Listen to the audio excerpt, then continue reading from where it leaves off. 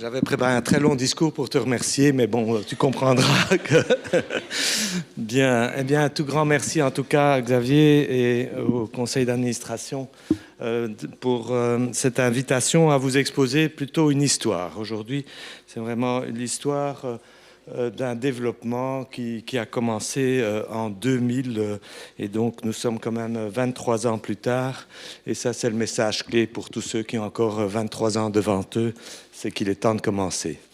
Et donc effectivement l'histoire c'était un congrès de l'association américaine d'études des maladies du foie qui se tenait à Chicago et où, un peu dans les hasards des rencontres, j'avais rencontré cette personne au premier plan, qui est Umberto Soriano, qui avait transplanté des hépatocytes au Texas, qui était arrivé à Chicago, mais son patron, il préparait des hépatocytes, mais son patron lui-même n'était pas très chaud.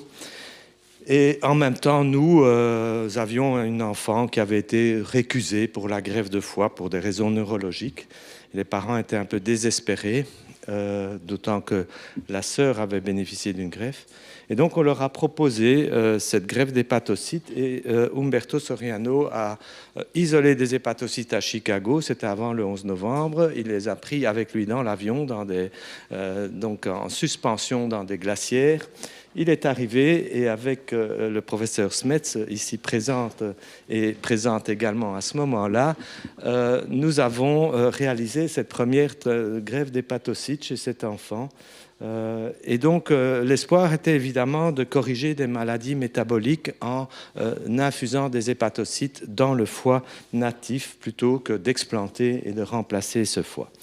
Et donc, ça s'est bien passé. Et ce qu'on avait pu démontrer, c'est que la greffe d'hépatocytes amenait quand même une activité métabolique. Alors, on ne va pas rentrer dans les détails métaboliques, mais ici, on montrait la disparition des acides biliaires anormaux.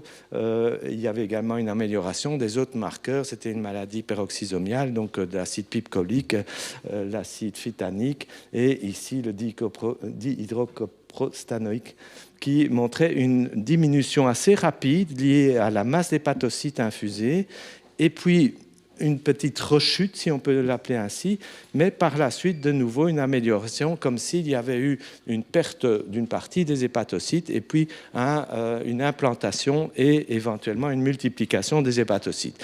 Et on avait d'ailleurs montré aussi la présence des hépatocytes du donneur. C'était une fille qui avait reçu des hépatocytes masculins. Donc ça, c'était la première. Et puis, on en a fait au total une petite vingtaine avec toute l'équipe, François, Xavier Stéphane, Isabelle Skers.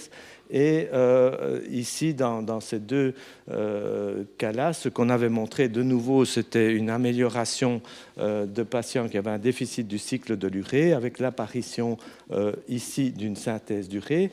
Mais ce qui était attendu dans ce monde-là à l'époque, c'était de démontrer l'engraftment. C'était vraiment de démontrer qu'au-delà d'une activité métabolique, on avait bien une implantation d'hépatocytes. Et donc, sur la droite, cet enfant qui avait un autre déficit du cycle de l'urée a bénéficié, si on peut dire, d'une biopsie hépatique après 8 mois et après 12 mois. Et on avait pu montrer non seulement dans cette biopsie hépatique l'apparition d'une activité enzymatique nouvelle, mais également une implantation avec, chez cet enfant, jusque 4% d'activité enzymatique, ce qui est énorme dans une maladie métabolique, entre 0 et 4%, et en plus une implantation d'hépatocytes avec la démonstration de nouveau des cellules masculines chez cet enfant féminin. Donc la greffe d'hépatocytes, quand on greffe des hépatocytes frais, il est possible d'apporter pour une période prolongée, en tout cas au-delà d'une année, une activité métabolique, et certains poursuivent d'ailleurs cette activité. Néanmoins, c'est quand même quelque chose d'extrêmement complexe. En fait, même du point de vue réglementaire, on n'infuse pas une cellule bien spécifique, on infuse une suspension cellulaire. On isole toutes les cellules du foie et on infuse cette suspension cellulaire. Donc, sur un plan réglementaire, c'est un peu complexe. même si on était très heureux de voir apparaître cette activité enzymatique, ça n'a pas la longévité d'une greffe de foie. D'autre part, il faut quand même avoir accès à du tissu hépatique, ce qui est évidemment un challenge. Et globalement, on pouvait faire peut-être 2 patients avec un foie. Et d'autre part, même si on avait atteint quelques pourcents qui étaient significatifs, cet enfant avait eu une amélioration également sur le plan psychomoteur. Donc, il y avait vraiment une amélioration aussi clinique. On estime quand même que pour corriger complètement, il faut atteindre 10 à 20%, ce qu'on n'obtenait pas. Et last but not least, il faut les hépatocytes s'infusent dans la veine porte, ce qui n'est quand même pas un accès si facile, c'est de la radiologie interventionnelle et quand il faut faire ça de façon répétée, c'est assez complexe pour le patient. Et donc, dans nos travaux, on faisait également des contrôles de qualité, des cultures d'hépatocytes. Et dans ces cultures d'hépatocytes, les hépatocytes ne survivent pas très longtemps en culture. Mais ce qu'on a vu apparaître, c'est d'abord les hépatocytes disparaissent et apparaissent dans cette culture des cellules qui ont un aspect fibroblastoïde et qui ont la propriété de pouvoir être multipliées in vitro dans les boîtes de culture. Et donc tout de suite notre espoir était de se dire voilà une cellule que l'on va pouvoir utiliser en lieu et place des hépatocytes pour corriger des maladies métaboliques. Et il est un fait, et je vais vous passer un certain nombre de détails, mais si cette cellule est soumise à un cocktail de facteurs de différenciation, elle va donner lieu à des cellules hépatocytes-like, pas des véritables hépatocytes, mais en tout cas des cellules qui comprennent un certain nombre de fonctions hépatocytaires. Et donc, c'est une cellule qui est faiblement immunogénique, elle n'a pas les antigènes de classe 2, elle est de type mésenchymateuse, mais elle a également des marqueurs hépatocytaires. Donc, c'est un peu un mixte mésenchymateux et hépatocytaire. Il n'y a pas de marqueurs biliaires, il n'y a pas non plus d'expression de marqueurs hépatopoïétiques. Et de nouveau, contrairement aux cellules mésenchymateuses de moelle osseuse, elle ne se différencie pas en os ni en cartilage. Donc, elle est quand même spécifique du foie. Elle vient du foie et elle a des fonctions et des caractéristiques hépatocytaires.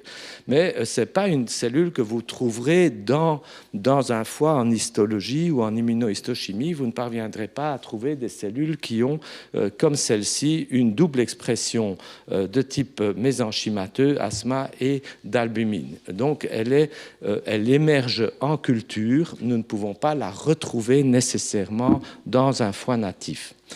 Je vous ai parlé de la faible immunogénicité, j'en reviens pas. Et puis, à ce moment-là, nous avons eu de la chance et dans beaucoup de toute cette histoire, on a pu saisir des opportunités. Et on avait, aux cliniques Saint-Luc, eu accès à un nouveau bâtiment avec des salles blanches qui nous ont permis de faire des cultures dans des conditions appropriées pour pouvoir traiter un premier malade. Et c'était un patient d'ailleurs de Necker qui avait un déficit en OCT. Et de nouveau, il y a eu chez cet enfant une amélioration avec présence de cellules du donneur dans le foie du receveur, mais de nouveau, peut-être pas en tout cas pas comparable à une greffe de foie. Mais enfin, malgré tout, on montrait de nouveau le fait que cette cellule qui pouvait être multipliée in vitro pouvait apporter également une correction enzymatique.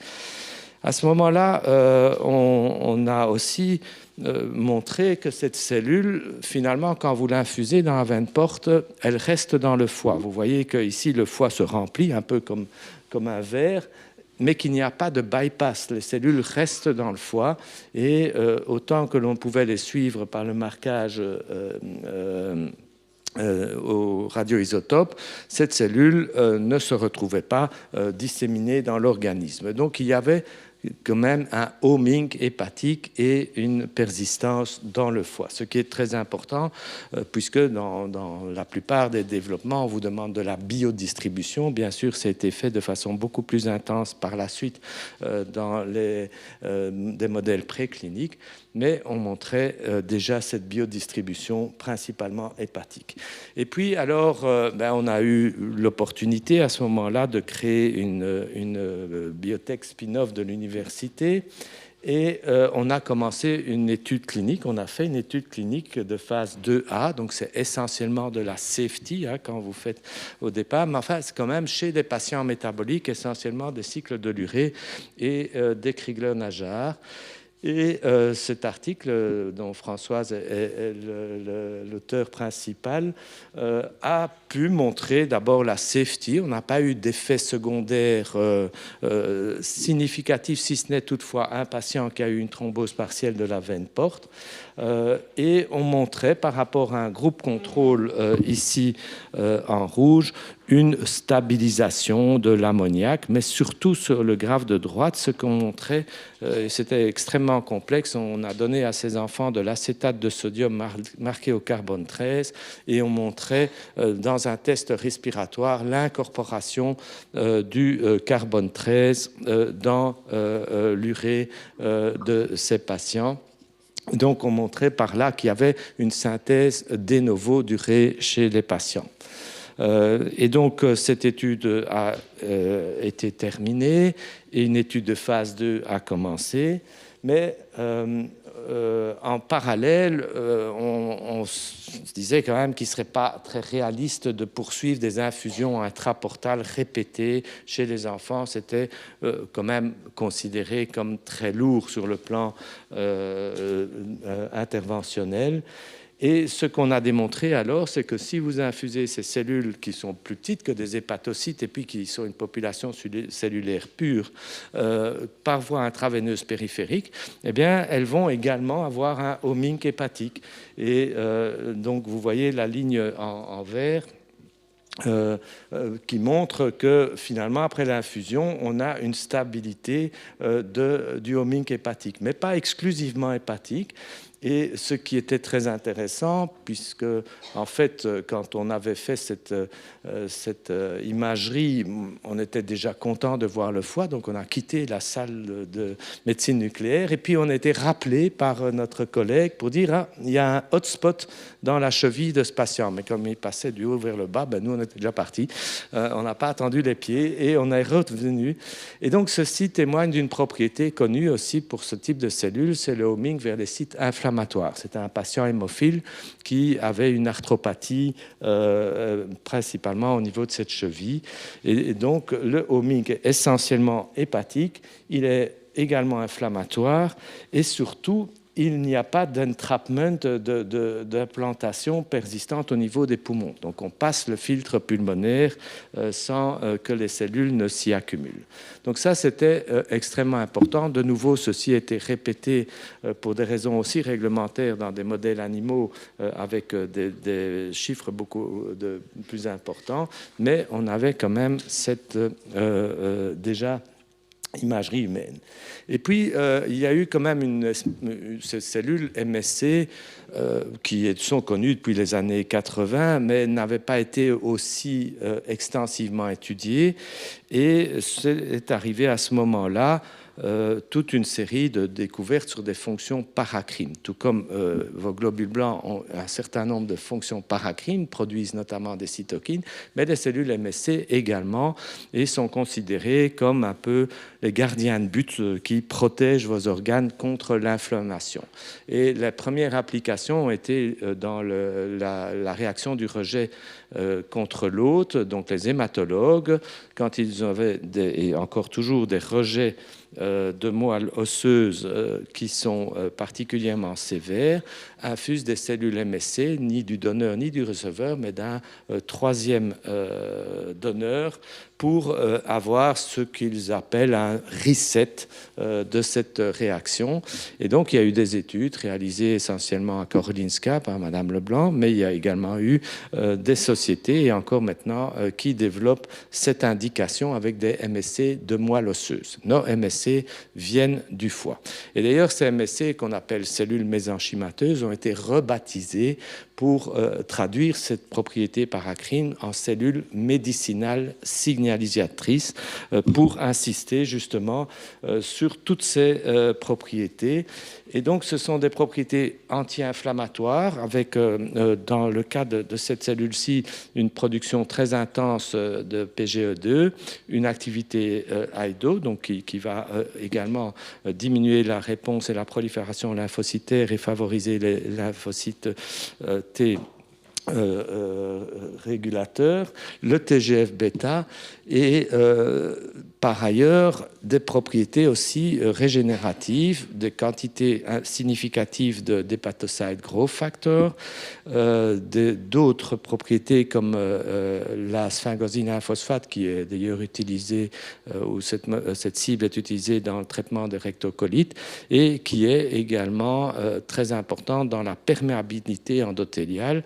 Et ce qu'on démontre, c'est qu'on renforce aussi la perméabilité endothéliale qui est quand même un des mécanismes délétères dans la cirrhose. Donc c'est un mixte de propriétés paracrines et également d'ailleurs antifibrotiques avec des métalloprotéases. C'est très bien, c'est très beau, mais c'est très complexe aussi sur le plan réglementaire puisque les autorités réglementaires aiment bien que vous ayez un mécanisme d'action.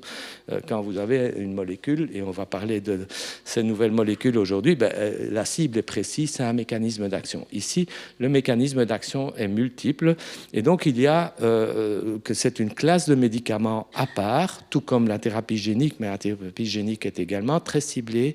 Ce sont donc ce qu'on appelle en Europe, au niveau de l'agence du médicament, les ATMP, Advanced Therapy Medicinal Product. Et donc c'est une classe de médicaments à part et des régulateurs spécifiques pour ça. Et donc, cette propriété paracrine, on était, il faut bien le dire, un peu déçus du fait que même s'il y avait une efficacité métabolique, elle n'allait pas révolutionner le devenir de ces patients. Et d'autre part, on s'est intéressé aux propriétés anti-inflammatoires et aussi à la simplicité d'infusion par voie intraveineuse périphérique par rapport à l'infusion intraportale. Donc il y a eu un renouveau, si vous voulez, de ce développement clinique vers des maladies hépatiques inflammatoires. Et avant d'y arriver, les cellules sont produites à large échelle. Il y a plusieurs passages. Avec un foie natif, on peut produire des doses pour une dizaine de milliers de patients. Donc la quantité aussi de ce tissu source devient relativement faible. Ces cellules sont alors dans des petites ampoules et tout comme un vaccin, elles sont reconstituées au moment de l'infusion. Elles sont envoyées, c'est encore un peu complexe dans ces dry shippers, mais c'est comme ce qui se fait avec les vaccins Covid actuellement. Et puis, il y a une reconstitution, ça peut être au lit du patient, ça peut être à la pharmacie de l'hôpital. Et donc, la technique s'est simplifiée et on a ciblé une indication, on était assez pragmatique. C'est une indication que l'on connaît un peu en pédiatrie, en tout cas il y a quelques articles qui assimilent en tout cas ce qui est surtout décrit chez des adultes, qui est l'acute on chronic liver failure. Donc ce sont des patients qui ont une maladie hépatique chronique, souvent une cirrhose, qui vont passer par un stade de décompensation hépatique aiguë, et donc là on parle uniquement de la défaillance hépatique, et puis qui dans l'étape suivante vont avoir une défaillance multisystémique, ça peut être le cœur, les poumons, les reins, et donc c'est ce qu'on appelle à ce moment-là l'acute on chronic liver failure. Donc c'est une défaillance multi-organes sur une hépatopathie chronique. Et donc, on a ciblé cette indication parce qu'elle est létale, 50% de mortalité à 3 mois, parce que aussi le endpoint est relativement proche. Cette mortalité est à 3 mois. Si vous commencez à traiter le NASH, vous pouvez attendre 2 ans avant d'espérer voir un effet. Donc ici, on a des petites structures. Et d'autre part, il n'y a pas de traitement pour ces maladies, si ce n'est les soins supportifs. Et on a ciblé alors essentiellement les grades 1 et 2 parce que le grade 3, la mortalité est extrêmement élevée et on a très peu de temps devant soi pour voir l'efficacité d'un nouveau médicament. Et on a commencé alors à traiter cette indication en prenant également des patients plus sévères, des patients, mais ça devient un peu technique, qui ont vraiment une défaillance hépatique. Parce que assez bizarrement, vous pouvez avoir une ACLF alors que vous n'êtes pas trop jaune. Mais ça, c'est très bien décrit. Donc, il y a un consortium européen qui s'appelle le CLIF, où il y a toute une série de critères et de grades d'ACLF. Mais ici, en l'occurrence, et c'était aussi les autorités qui demandaient de traiter les patients qui avaient vraiment une défaillance hépatique et pas uniquement des défaillances des autres organes, même si ça peut paraître un peu bizarre que vous puissiez avoir une ACLF sans avoir vraiment de défaillance hépatique, mais c'est ainsi. Et donc cette ACLF, elle est décrite en Europe, elle est décrite en Asie, elle est décrite aux États-Unis, donc c'est une entité que les médecins ne connaissent finalement pas très bien, parce que les médecins, ils reconnaissent, oui, mon patient est en défaillance hépatique, ah ben oui, tiens, il y a une insuffisance rénale, ah ben oui, il a besoin d'être ventilé ou quoi, mais le terme ACLF n'est pas encore vraiment rentré dans la routine pour beaucoup de médecins.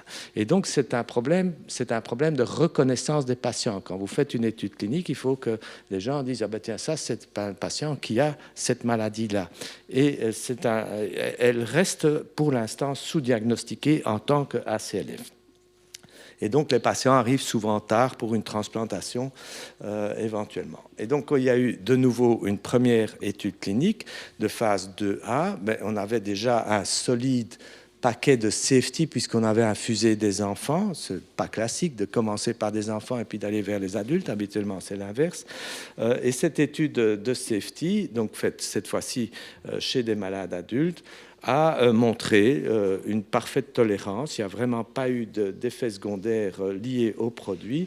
Et puis, même si ce n'était pas une étude contrôlée, quand même des signes préliminaires d'efficacité qui montraient chez ces patients quand même une baisse de la bilirubine, une baisse du score de MELD, du score de Child-Pugh, mais également de façon importante et intéressante une diminution des paramètres inflammatoires. Et je vous disais que la CLF est une espèce de tempête cytokinique dans le foie et une grosse inflammation. Et cette étude, finalement, a servi à designer la phase 2B, qui est en cours. Ce qu'on montrait aussi, c'est qu'à plus long terme, d'abord la survie à 3 mois chez ces patients s'était maintenue à 1 an. Ça veut dire que si vous passez le cap de cette maladie, alors votre survie devient celle d'un cirrhotique compensé. Vous n'avez plus cette très grosse mortalité. Et donc, on avait la même survie à 1 an qu'à 3 mois. Et ce qu'on voyait, même si de nouveau, ce n'est pas encore contrôlé, randomisé, c'est une tendance à une amélioration de la synthèse d'albumine. Ici, on est patient aux soins intensifs, il reçoit d'albumine. Ici, on est à 1 an et il a un taux d'albumine qui est retourné à la normale. Et surtout, une absence de dégradation de la fonction rénale, ce qui est quand même clé aussi chez ces patients gravement atteints du foie adulte. Alors, on a fait le design de l'étude qui est en cours actuellement. Donc, c'est une étude qui a lieu dans 17 pays et une soixantaine de centres. Donc, c'est une étude de phase 2B. Ça veut dire que c'est ce qu'on appelle une preuve de concept. Donc, les phases de safety sont passées. Bon, bien sûr, on continue d'explorer la safety, mais on essaye de démontrer la preuve du concept. Et pour cette preuve de concept, vous devez avoir un bras placebo. Donc, les patients sont infusés 1 tiers placebo, 1 tiers, 2 tiers le produit actif. Et ils reçoivent 2 infusions. D'abord, il faut avoir le diagnostic d'ACLF. Les autorités vous disent aussi, oui, mais enfin, il y a des ACLF qui guérissent spontanément. Donc, vous devez attendre, et tout ça est bien décrit dans la littérature, avoir une stabilité de cet ACLF. Et donc, on infuse le patient à 7 jours. Quand le diagnostic est confirmé, il n'est ni mort, ni n'a récupéré. Il reste en grade 1 ou 2.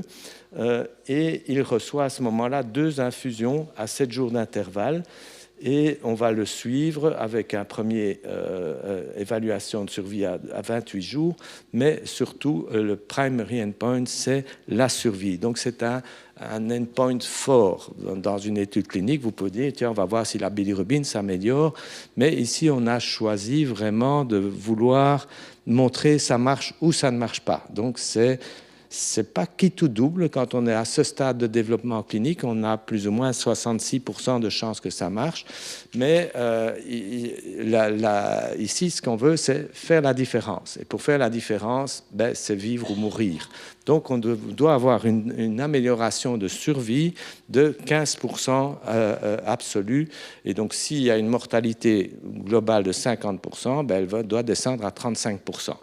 À ce moment-là, l'étude est réussie. Donc, ce n'est pas encore gagné, mais ce qui est gagné, c'est d'atteindre ce stade de la preuve de concept et de savoir, in fine, est-ce que ces cellules vont fonctionner dans cette maladie. À ce moment-là, vous devez encore faire des phases de confirmation, qui sont les phases 3, que tout le monde connaît bien, mais vous pouvez éventuellement avoir une approbation conditionnelle, ou en France, les ATU, éventuellement, sur base de cet résultat. Alors, sans rentrer dans les détails, donc beaucoup de maladies hépatiques sont inflammatoires, notamment le NASH. Et on a montré dans un modèle animal de NASH également que l'infusion de ces cellules permettait de diminuer, voire de supprimer l'inflammation. Donc l'idée, c'est de revenir en arrière, de retransformer un patient avec une stéatohépatite en une simple stéatose. Et ce modèle sert de base, a été publié, bien entendu, et sert de base à un éventuel design dans le NASH. Et il y a d'ailleurs déjà eu une étude de safety qui s'est bien passée aussi chez les patients NASH. Mais comme je le disais, avant de se lancer dans le NASH, c'est très compétitif et malheureusement énormément d'échecs dans les études cliniques. Donc, il n'y a pas encore c'est pas encore la priorité. Et donc, il y a ce qu'on appelle un pipeline. C'est un produit qui est plateforme. Ça veut dire que le même produit peut s'adresser à un certain nombre de maladies. Une maladie très proche, mais qui n'est pas la même. C'est une définition différente. C'est l'hépatite alcoolique aiguë. C'est très proche. Et puis, on peut aussi espérer améliorer des patients en décompensation aiguë. Donc, c'est l'étape avant la CLF, les faire revenir vers une cirrhose compensée. Et puis, vous pouvez traiter l'hépatite B, l'hépatite C, l'alcool éventuellement. Alors, ici, on ne traite plus l'UCD, mais on continue de suivre ces patients, ce qui est très important au point de vue de safety. Maintenant, il y a plus de 12 ans que les premiers patients ont été infusés et donc continuent d'être suivis pour la sécurité. Et puis, cette cellule est très susceptible aussi d'être modifiée génétiquement, notamment aussi avec les technologies d'ARN. Et donc, on va pouvoir aussi l'utiliser puisqu'elle a un homing spécifique avec en ciblant des caractéristiques et des voies de signalisation bien précises. Donc, en fait, c'est un petit peu un saut technologique qui est attendu parce qu'il n'y a toujours pas eu de succès. Il faut bien dire les choses comme elles sont. Il y a eu énormément d'études et d'utilisation des MSC en clinique humaine. Je vous le disais, en graft versus autre. Il n'y a pas encore... il y a eu 3 enregistrements au niveau européen dans les maladies cartilagineuses, le cancer de la prostate, mais ça n'a pas décollé en termes d'utilisation clinique. Alors, on espère évidemment ici, avec cette approche, que ce sera positif. En tout cas, le grand avantage, c'est que c'est en allogénique. Beaucoup de thérapies cellulaires sont autologues, donc ça veut dire que vous devez prendre les cellules du patient, aller les modifier au laboratoire et revenir chez le patient. Mais ici, en attendant, il est mort. Elles ont cet effet direct paracrine. Elles sont disponibles quand le patient est là. Elles ont aussi elles sont très bien tolérées par le système immunitaire. Je ne suis pas rentré dans les détails, mais elles ne suscitent pas d'immunisation HLA de type 2. C'est simple maintenant d'administration. Elles sont safe Et actuellement, il y a, vous savez que dans les études cliniques, il y a aussi un board indépendant qu'on appelle le Data Safety Monitoring Board qui revoit les données non aveugles. Et ici, on vient d'avoir l'autorisation de poursuivre par ce DSMB après les 50 premiers patients qui avaient atteint les 3 mois. Aujourd'hui, il y a 70 patients infusés, on doit en infuser 130. Le recrutement est un challenge immense dans le développement clinique et il faut bien savoir que ces structures doivent se maintenir en attendant les patients. Et donc, on essaye d'avoir une dizaine de patients par mois, ce qui n'est pas si évident, même en étant dans une 60aine de centres sur une 15aine de pays. Ça reste un challenge. Et donc, ce qu'on espère, c'est vraiment avoir cette preuve de concept. Et on saura d'ici quelques mois, fin de l'année, si ça fonctionne ou si ça ne fonctionne pas. Si ça fonctionne, le développement clinique se poursuit. Si ça ne fonctionne pas, peut-être qu'on arrêtera les frais, comme on dit. Mais ça, c'est vraiment le jeu du développement clinique. Et à ce stade, on est déjà content d'avoir pu atteindre cette preuve de concept et cette étude de preuve de concept. Et peut-être que l'an prochain, on pourra vous donner les résultats finaux. Voilà, je tiens à remercier énormément de monde. D'abord mes collègues, François, Xavier, Isabelle, mais énormément aussi de chercheurs qui sont passés, qui ont fait des thèses dans notre laboratoire, qui ont chaque fois apporté leur pierre à l'édifice et qui sont maintenant d'ailleurs des brillants chercheurs dans d'autres universités. Bien sûr aussi l'hôpital, parce qu'il y a toute une série de collègues des autres services qui ont été impliqués dans le traitement de ces enfants. Et également le monde industriel, et parfois on oppose un peu trop l'académique et l'industriel.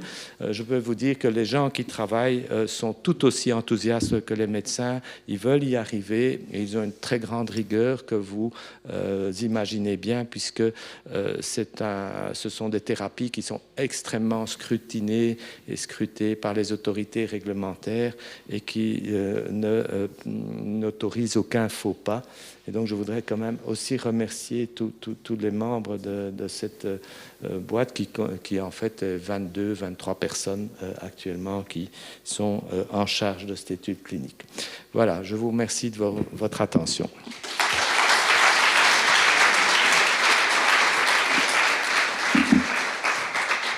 Merci beaucoup, Étienne, pour cet exposé, cette aventure de plus de 20 ans.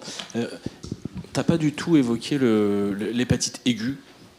Donc, je sais bien qu'il y a souvent des récupérations spontanées, donc c'est peut-être pas le meilleur modèle pour faire une démonstration de preuve de concept, mais en pratique, ça reste quand même une indication assez attractive. Et puis, il y a quelques données de thérapie cellulaire avec d'autres types cellulaires qui existent. Qu'est-ce que tu penses Donc, les hépatites aiguës fulminantes sont des belles indications, mais tous les gens qui ont fait des études cliniques là-dedans se sont plantés dans le recrutement. Donc, en fait, c'est très pragmatique. C'est extrêmement difficile d'attendre des hépatites fulminantes. Et puis, d'autre part, ils ont priorité pour la greffe, tandis que les ACLF n'ont pas de priorité pour la greffe. Ça peut dépendre d'un pays à l'autre. Mais comme la maladie alcoolique est souvent responsable, c'est des gens qui doivent montrer une abstinence, etc. Donc ici, il y a une hépatite fulminante, il est inscrit en code 0, il va être greffé, on n'aura pas le temps de voir l'effet des cellules, et tant que vous n'avez pas montré d'efficacité, vous ne pouvez pas empêcher quelqu'un de greffer le patient. Même en ayant montré une efficacité, d'ailleurs. Donc c'est vrai que c'est une belle indication, y compris pour les hépatocytes, mais malheureusement très difficile à développer. Mais peut-être qu'après on le verra, ou on fera des compassionnels, des ATU ou quoi.